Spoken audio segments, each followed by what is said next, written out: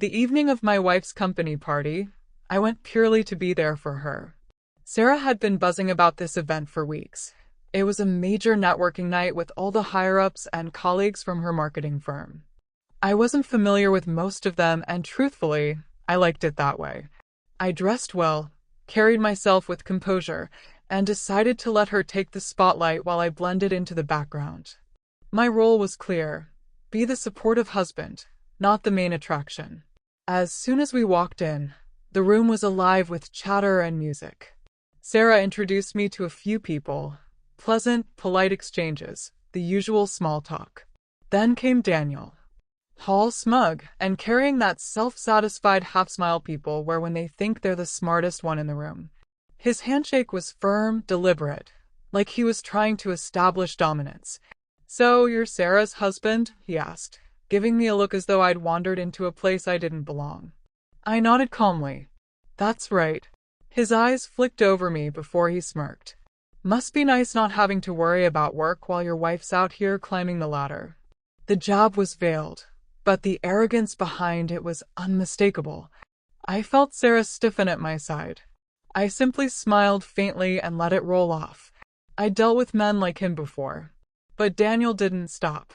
For the next 30 minutes, he dropped little comments, cracks about how I must have married up, how Sarah needed someone more ambitious, how I probably couldn't grasp what it meant to survive in a cutthroat field.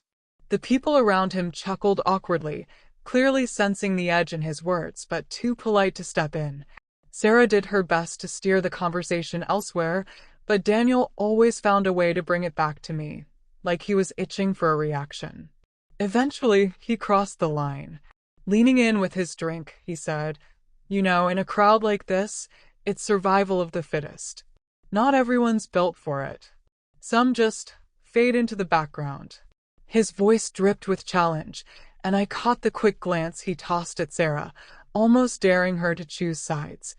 I set my glass down carefully and met his stare. "Daniel," I said evenly, "you're right. Not everyone can handle competition. But here's the difference. I've spent the last 10 years thriving in one far more brutal than this."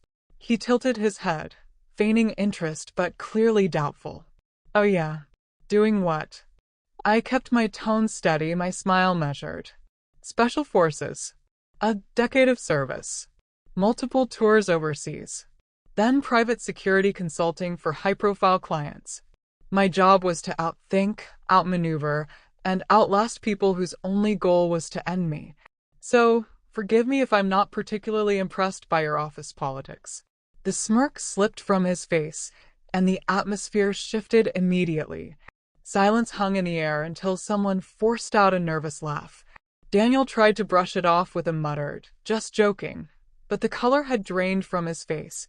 He suddenly found the bottom of his glass very interesting. Sarah squeezed my hand under the table, her silent way of thanking me for not snapping earlier. From then on, Daniel kept his distance. When our paths crossed later, his tone had shifted, suddenly respectful, even cautious. The others around us grew more curious about me, asking questions about my work and travels, though I kept my answers vague. I hadn't come to brag. All I did was remind one man that appearances don't always tell the full story. When we finally left, Sarah chuckled softly as we walked to the car.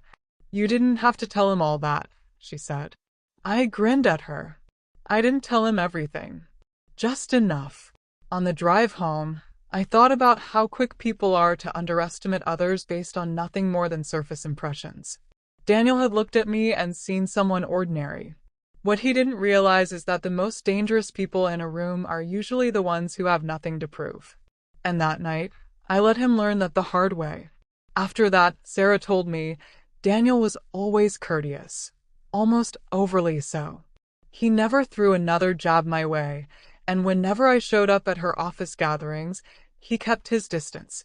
I never held a grudge, but I'm certain he never forgot the moment he realized he had no idea who he was dealing with.